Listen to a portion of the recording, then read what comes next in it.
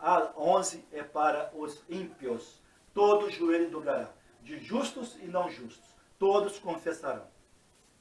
O reino de Deus e o rei vem sendo rejeitado desde os dias de Samuel, quando os anciãos representantes do povo de Israel pediram um rei para os governar como as demais nações. Lembra? 1 Samuel 8, versos 5 e 20. Constitui-nos, pois, agora um rei sobre nós, para que ele nos julgue, coitados. Como tem todas as nações, e nós também seremos como todas as outras nações. E o nosso rei nos julgará, e sairá diante de nós, e fará nossas guerras. Coitados. Em Deuteronômio 17, de 14 a 20, Deus já havia profetizado que isso aconteceria. E quais seriam as consequências dessa infeliz escolha dos anciãos de Israel?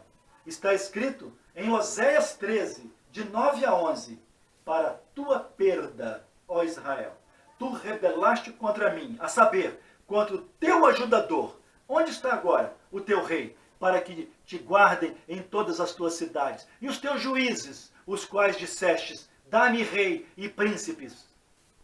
Dei-te um rei na minha ira, e tu tirei no meu furor. A sentença desta escolha do povo de Israel, e muito desagradou ao Senhor. E o resultado é que depois das 10 tribos do norte irem para o cativeiro da Síria e se dispersarem, as outras duas, Judá e Benjamim, foram amargar o cativeiro na Babilônia, em cumprimento às profecias de Jeremias 25, de 1 a 14, e Daniel, no capítulo 2, que estamos estudando. Tu, ó rei, estavas vendo, e eis aqui uma grande estátua. Esta estátua, cujo o semblante era tremenda. Então Daniel vai narrando aos olhos e aos ouvidos de Nabucodonosor, que fica hipnotizado, fica perplexo.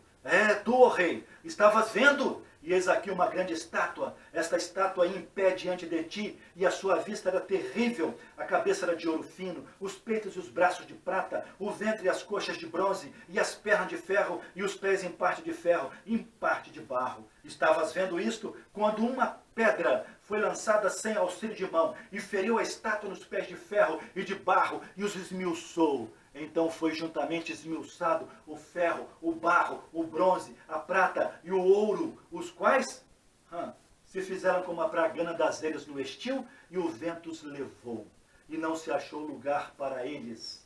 Mas a pedra que feriu a estátua se tornou um grande monte e encheu toda a terra. Essa pedra é Cristo, e esse grande monte é o seu reino de 1000 anos de paz, justiça e prosperidade. E ele prossegue dizendo: tu, ó rei, és rei de reis, porque rei dos reis, só Jesus, a quem o Deus do céu tem dado o reino, o poder, a força e a glória. Lembra que eu disse que a vara do domínio foi entregue a Adão, a Noé, a nação de Israel, e ela está agora nas mãos de Satanás? Agora Deus coloca por poder permissivo e não vontade que essa vara do domínio esteja na mão dos gentios, dominado por Satanás. Então Deus fala claramente isso: na tua mão entregou o Senhor Deus o domínio do mundo, e fez que reinasse sobre todos eles. Tu és a cabeça de ouro.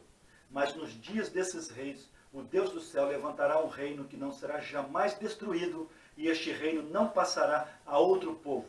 Esmiuçará e consumirá todos esses reinos, mas ele mesmo subsistirá para sempre.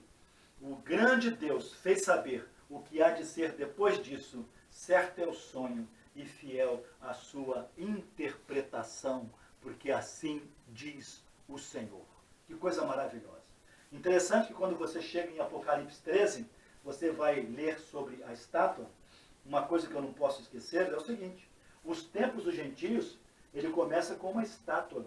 No campo de Dura, Nabucodonosor manda fazer uma estátua de quase 3 metros de altura, toda de ouro, e ordena que todos os grandes tribunos, poderosos magistrados venham e adorem prostrados a sua imagem. E aqueles que não adorassem seriam lançados na fornalha de fogo ardente. Semelhantemente, o fim dos gentios, que começa com uma imagem, também terminará com uma imagem de escultura. Daniel 3 tem uma ligação com Apocalipse 13. E essa imagem que o falso profeta vai fazer a besta que sobe do mar, um líder político, o anticristo, ela vai ter poder de emitir som. E aquele que não adorar a imagem será morto instantaneamente, terrivelmente. Então, meu querido, nós vemos que os tempos dos gentios, nós estamos na plenitude e muito em breve chegará o domínio e a queda definitiva dos gentios. Em Apocalipse 13, quando fala da besta que sobe do mar, que é o anticristo, um líder político, ele tem as mesmas características, as semelhanças, tanto do leopardo, do urso e também, do leão, perdoe-me, do leão, do urso, do leopardo e do dragão, que lhe dá todo o seu poder. Então, esses reinos todos que se levantaram no passado, eles se reavivarão, se unificarão como uma única força, com a sua sagacidade, astúcia e prepotência, arrogância, violência, com tudo junto. Estarão incorporando o anticristo, que vai ser dominado e controlado por Satanás. Uma coisa terrível aguarda esse mundo. E a igreja, meu querido, me dá licença? Se você quer que ela passe pela grande tribulação, eu sinto muito, filhinho. Não vai passar, não. E tem gente que está assim orando, eu quero ser fiel na grande tribulação até o fim. Né? Ser fiel até a morte, dar-te a coroa da vida não é salvação, não, filhinho. Coroa da vida é uma recompensa, uma premiação aos mártires da fé, que vai ser entregue àqueles que vão ser salvos aqui na grande tribulação. Tá, meu filho? A igreja sai antes, se você querendo ou não, gostando ou não. Você não é fiel aqui, agora, no tempo da graça, e pensa que você vai ser fiel na tribulação? Coitado de você, meu filho. Deus te conhece o seu coração, mas graças a Deus. Olha, aqui, no período da igreja, no Apocalipse, e nós já estamos terminando o capítulo 3, quando chegar no 4, a igreja terá sido arrebatada, e o 4 e o 5 são partes dos céus.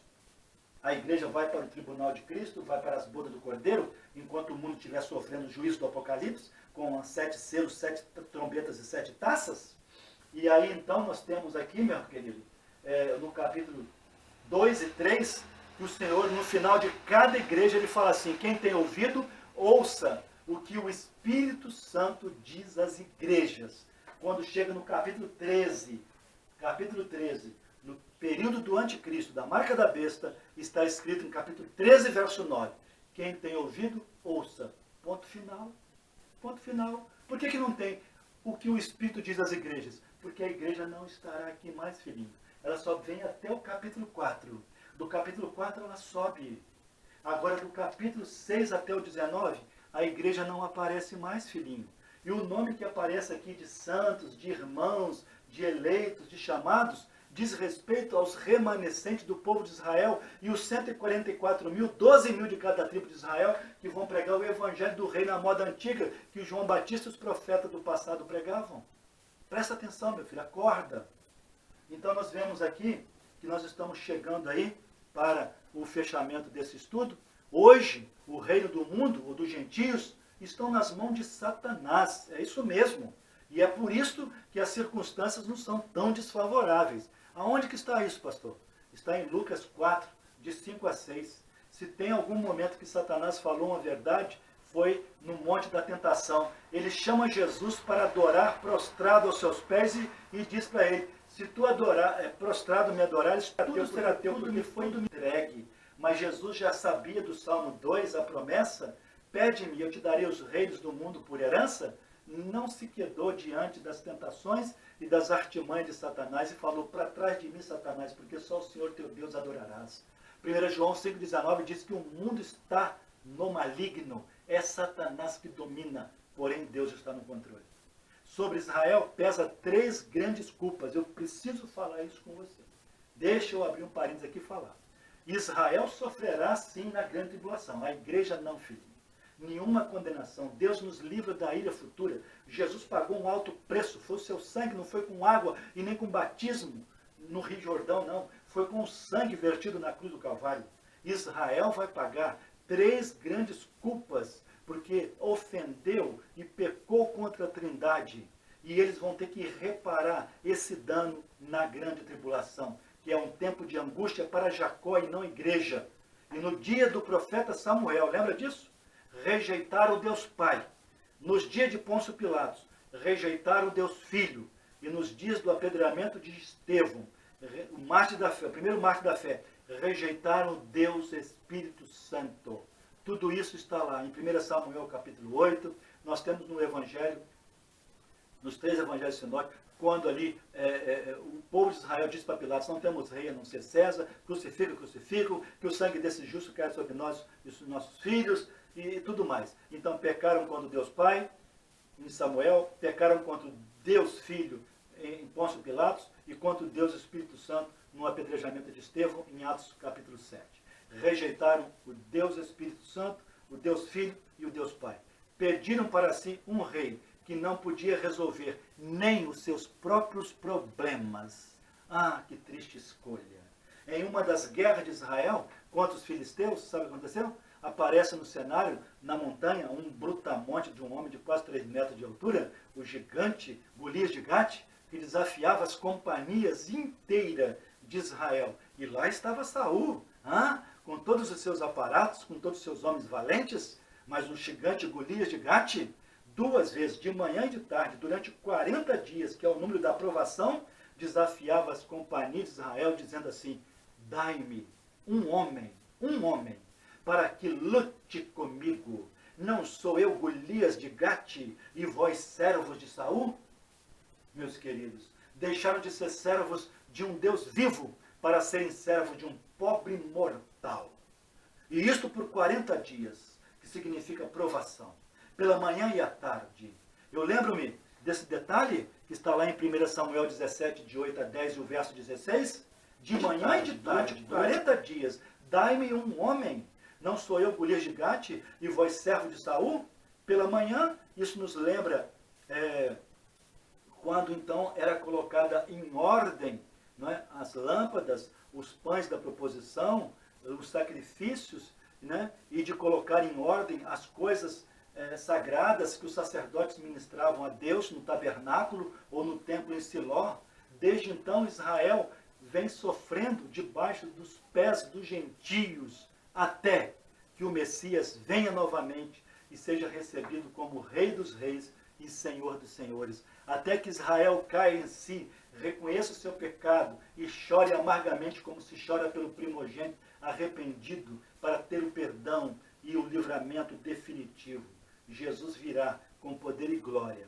O Senhor vem em breve e vai tomar o seu grande poder e reinará e dominará de mar a mar para todo sempre.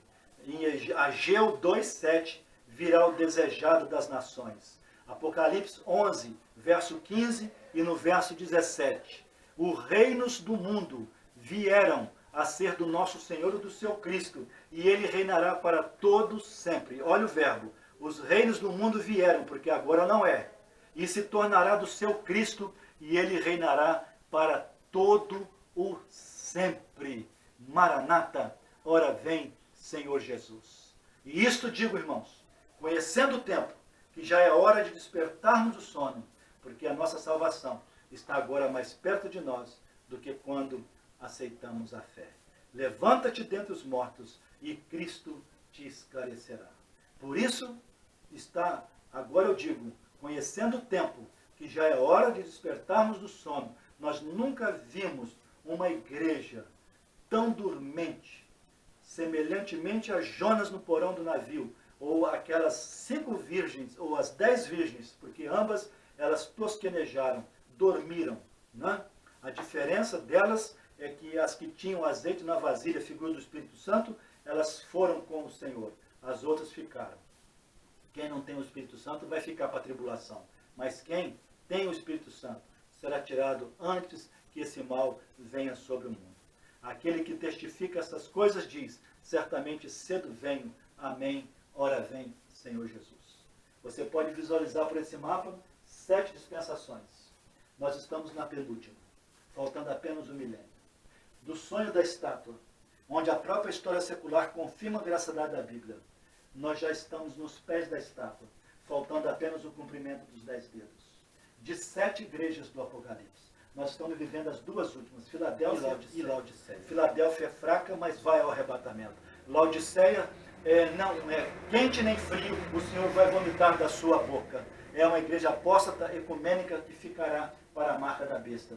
Agora os verdadeiros cristãos não, eles sairão para a glória eterna.